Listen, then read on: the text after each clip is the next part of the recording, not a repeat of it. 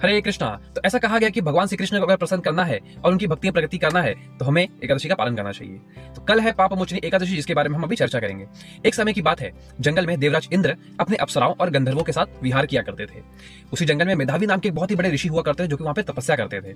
और फिर एक मंजू गोसा नाम की अप्सरा चली आती है उनकी तपस्या को भंग करने के लिए, और फिर ऋषि उनको देख के आकर्षक हो जाते हैं और फिर दोनों एक साथ रहने लगते हैं। कुछ समय बाद अप्सरा उन्हें कहती है कि अब मैं वापस स्वर्ग जाना चाहती हूँ, तो कृपया मुझे आज्ञा दे। तो फिर ऋषि को एहसास होता है कि इनकी वजह से मेरी तपस्या भंग हुई थी। फिर वे उस अप्सरा को श्राप देते हैं कि तुम पिशाचिनी के शरीर में चली जाओ।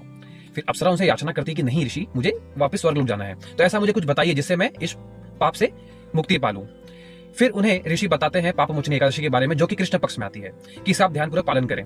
फिर उसका ध्यानपूर्वक पालन करने के बाद अप्सरा इस पाप से मुक्ति पा लेती है। कुछ इसी प्रकार से हमको इस एकादशी का पालन करना चाहिए, जिससे हम पाप से अपने मुक्त हो जाएं।